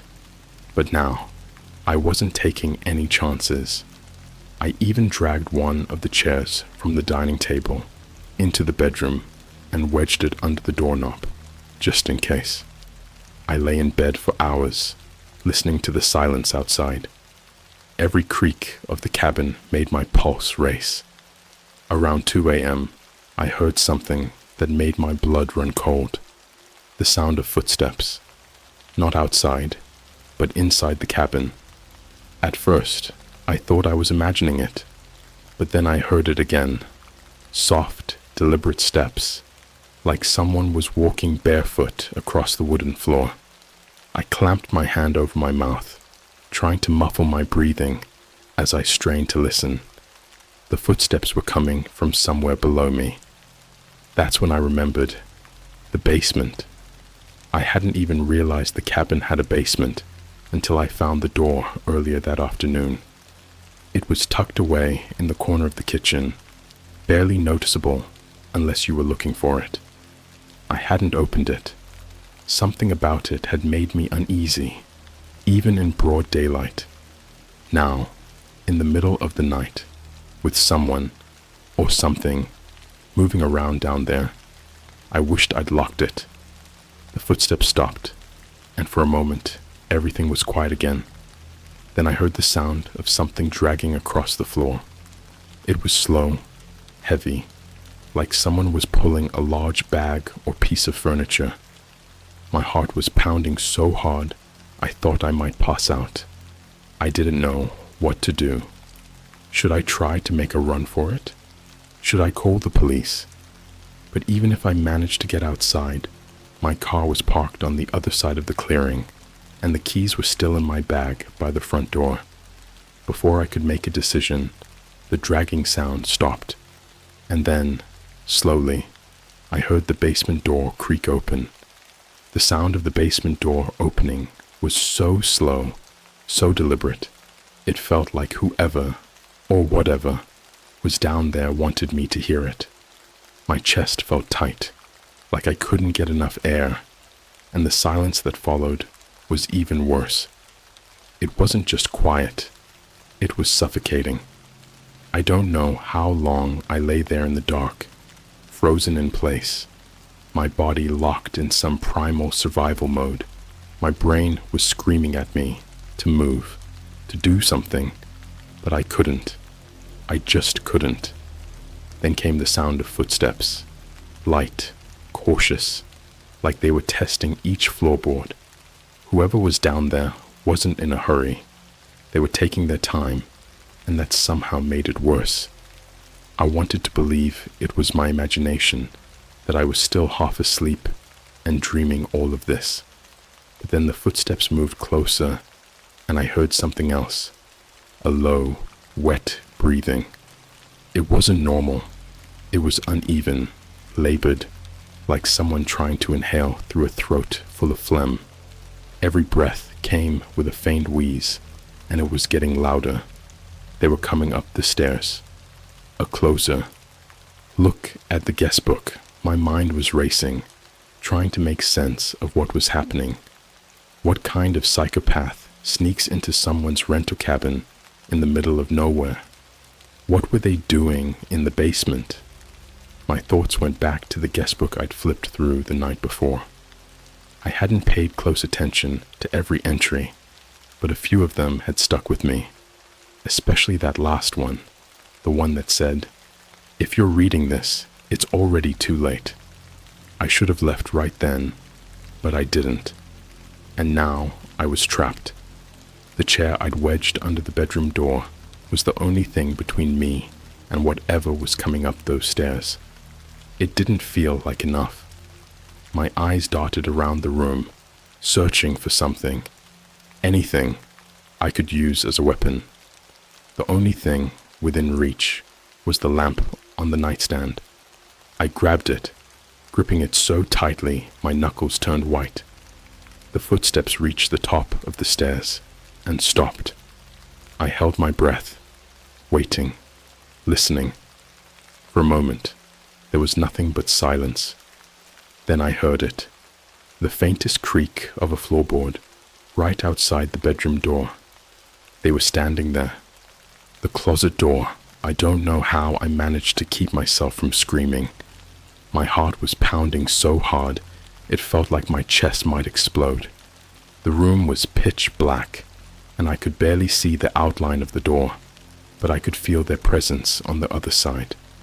I don't know how to explain it, but it was like the air itself was charged, vibrating with something dark and malevolent. Then, something happened that I'll never forget for as long as I live. I heard the doorknob turn. The chair I'd wedged under the doorknob held, but it made this horrible scraping sound as the door pushed against it. My whole body went cold. They were trying to get in. I tightened my grip on the lamp, bracing myself for the moment the door burst open. But then the sound stopped. I waited, listening, every muscle in my body tensed, and then I heard it, a soft, shuffling sound, moving across the room. Not my room, the living room. It took me a second to realize what was happening. They were walking away. For a moment, I thought maybe they'd given up. Maybe they'd realized someone was in the cabin and decided to leave. But then I heard a sound that didn't make any sense. The faint creak of another door opening. The closet. The journal. I didn't even realize there was a closet in the living room. I hadn't paid much attention to that part of the cabin when I first arrived. But now, as I sat there in the dark, clutching the lamp like a lifeline, I remembered seeing it. A small door near the fireplace, barely noticeable. Whoever was in the cabin had gone inside. At this point, I was too terrified to move. My plan, if you could even call it that, was to wait until morning and then make a run for it. I figured if I could just stay quiet and keep the door barricaded, I'd be safe. But then my phone buzzed. It was the loudest sound I'd ever heard in my life. I nearly dropped the lamp. I scrambled to silence it, but not before it buzzed a second time. My heart sank as I realized what it was. A low battery notification. The screen lit up for a moment before I managed to shut it off, but that brief flash of light was enough to send a wave of panic through me. What if they saw it? I couldn't sit there anymore. I had to know what was happening. Slowly, as quietly as I could, I got out of bed and moved toward the door. I crouched down, pressing my ear against the wood. For a long moment, I didn't hear anything, and then, faintly, I heard a sound that made my blood run cold. It was laughter, not loud or maniacal, but soft, almost playful, like they were enjoying this, like they knew how scared I was and were taking their time, savoring it. The sound sent shivers down my spine. I couldn't take it anymore. I had to know what was going on. I moved to the window and peeked through the curtains, hoping to catch a glimpse of whoever was out there. But what I saw didn't make any sense. The clearing outside the cabin was empty. There was no one there. What's below? At this point, I was starting to question my sanity. The footsteps, the laughter, the closet. None of it made sense. I wanted to believe I was imagining things, that I was just overtired and paranoid. My mind refused to process what I was seeing. This couldn't be real. It couldn't be. But it was. On the wall behind the table, something was scrawled in what I could only assume was blood. We watch. We wait. The voices. That's when I heard the voices. They were faint at first, just a whisper, but they grew louder with each passing second. They didn't sound like they were coming from any one direction. They were all around me, echoing off the walls. At first, I couldn't make out what they were saying. It was like a low murmur, overlapping and chaotic. But as I stood there, frozen in terror, the words started to become clear. You shouldn't be here. You were chosen. Run. The last word hit me like a punch to the gut. The whispers stopped abruptly, leaving the room in suffocating silence once again. And then I heard something else. Footsteps. The host. They weren't soft or cautious like the footsteps I'd heard the night before. These were heavy, deliberate, and they were coming from somewhere behind me. I turned slowly, every muscle in my body screaming in protest, and that's when I saw them. A man was standing in the doorway. At least, I think it was a man. His face was obscured by a mask, one of those cheap, white plastic ones you'd find in a dollar store, with exaggerated hollow eyes and a painted-on smile. But it wasn't the mask that terrified me. It was the way he was standing, perfectly still, his head tilted slightly to the side, like he was studying me.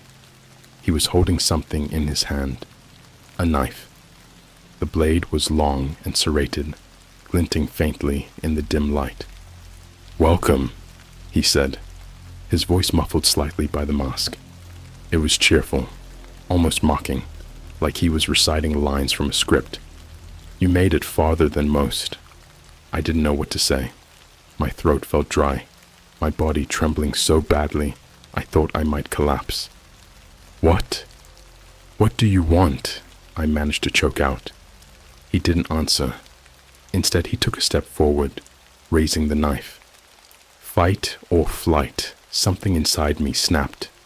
Maybe it was adrenaline, maybe it was pure survival instinct, but I didn't wait for him to get any closer. I threw the lamp at him with everything I had. It shattered against his chest, the bulb exploding in a burst of light and glass. He stumbled back, but only for a moment. Then he started laughing, this low, guttural sound that sent chills racing down my spine. I didn't stick around to see what he'd do next. I bolted, running back the way I'd come, the sound of his laughter echoing behind me. My lungs burned as I sprinted up the narrow staircase, my feet slipping on the damp stone steps. When I reached the main floor of the cabin, I didn't stop. I grabbed my car keys from the counter and flung the front door open, nearly tripping over the threshold in my desperation to get out. To the night, the clearing outside was bathed in moonlight, the trees casting long, jagged shadows across the ground. I didn't look back as I ran to my car, fumbling with the keys as I tried to unlock the door. My hands were shaking so badly, it took me 3 tries before I finally got it open. I threw myself into the driver's seat and slammed the door shut, locking it behind me.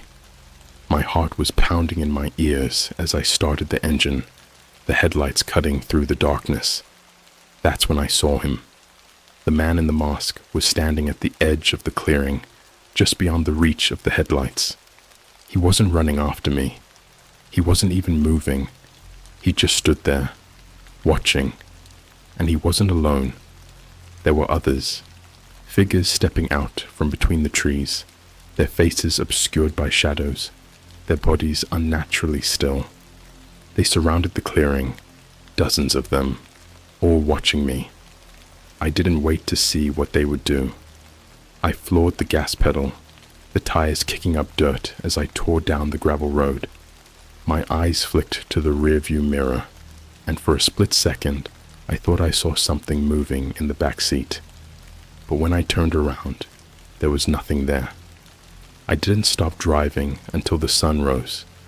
My hands gripped the steering wheel so tightly, my knuckles turned white, my heart racing, as the car tore down the narrow roads, skidding around blind curves and kicking up dirt.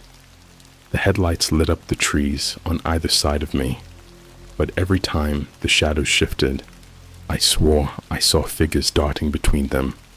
I couldn't shake the image of the masked man, or the others, the way they'd stood there, so still, so wrong. My mind kept replaying the moment I'd seen them emerge from the woods, their faces hidden, their bodies barely human in the moonlight. I didn't even know how many there were. 12? 20? More? They'd surrounded the cabin, just standing there, like they were waiting for something. Or someone. For me. When I finally made it back to a main road, I started to cry. Not out of relief, but because the silence of the forest was gone. I hadn't realized how oppressive it had been until I heard the distant hum of cars and the crackle of my tires on asphalt. It felt like I'd been underwater for hours and was finally coming up for air. But the relief didn't last long. Even as the town signs started to appear and gas stations came into view, I couldn't shake the feeling that I was being watched. Every car that passed me made my chest tighten. Every time I glanced in the rearview mirror, I expected to see that white mask staring back at me. I didn't stop driving until I pulled into my apartment's parking lot. Home isn't safe. When I finally stepped into my apartment, I locked the door behind me and slid every piece of furniture I could find in front of it. My heart was still pounding, my legs shaking so badly I could barely stand. I checked all the windows, the closets, even under the bed. I felt like a kid again, searching for the monster in the dark. But this time, the monster was real. I collapsed onto the couch, my hands still trembling as I grabbed my phone. The first thing I tried to do was call the police, but when the dispatcher answered, I froze. What was I supposed to say?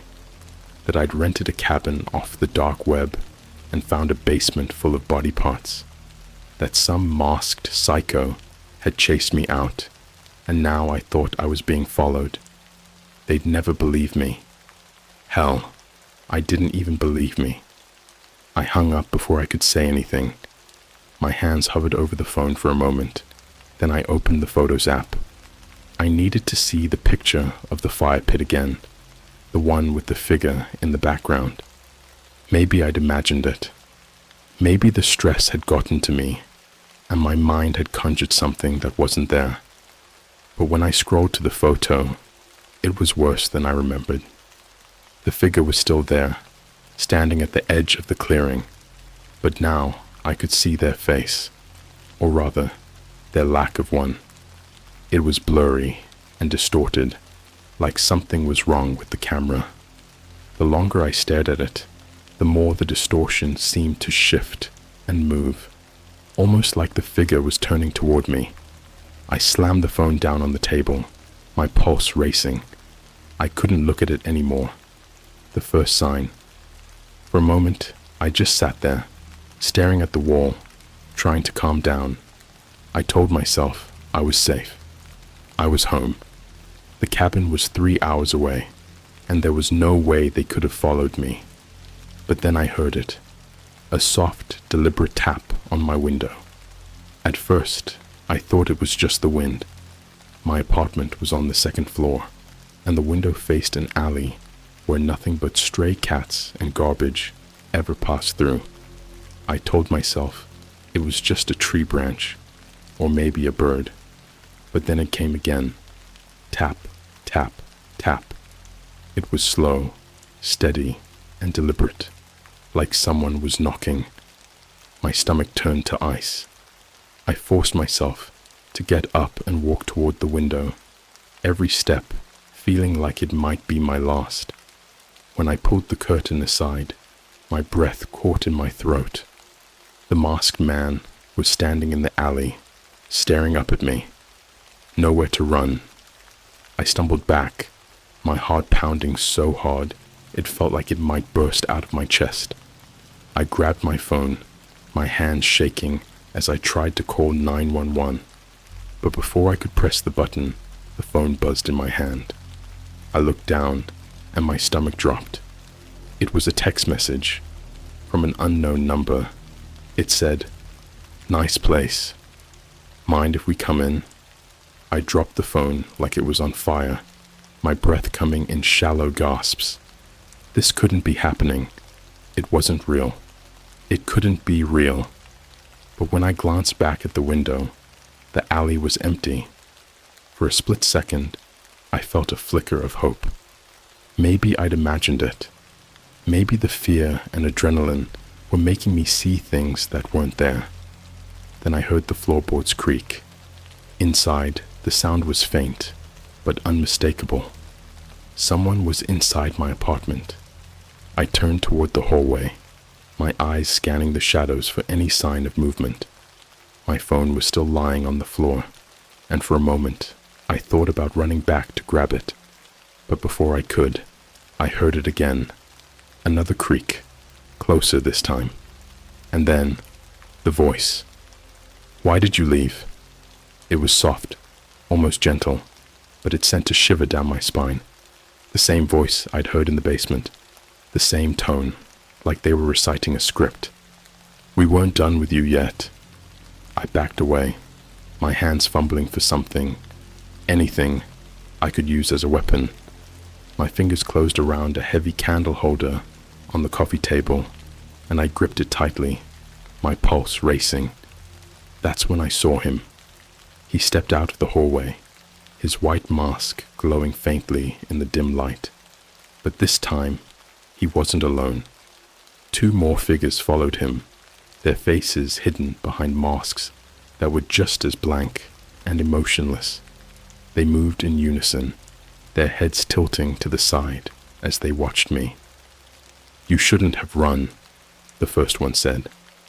I didn't wait for them to get any closer. I swung the candle holder with all my strength, shattering the lamp on the table as I bolted for the door. My hands fumbled with the locks, my vision blurred by tears of panic. Behind me, I could hear their footsteps, slow and deliberate, like they weren't in any rush. I threw the door open and ran, the final escape. The hallway outside my apartment was empty, but I didn't stop. I ran down the stairs and out into the street, my bare feet slapping against the pavement. The early morning light was just starting to creep over the horizon, casting long shadows across the empty road. I didn't know where I was going. I just needed to get away. I ran for what felt like hours, my lungs burning, my legs trembling beneath me. I didn't stop until I reached a gas station on the edge of town. The cashier looked up as I stumbled inside, my hair matted with sweat, my clothes torn. "Are you okay?" she asked, her voice full of concern. But I couldn't answer. I couldn't find the words to explain what had happened, because when I looked at the security camera monitor behind her, I saw them. The 3 masked figures were standing in the parking lot, staring directly at the camera, and they were smiling. The end. Or not. They've been following me ever since. I don't know how they always find me, but they do. Every time I think I'm safe, I'll see one of them, standing across the street, sitting at the back of a crowded coffee shop, watching from the shadows. I don't know what they want from me, but I know one thing for sure. I'll never be free.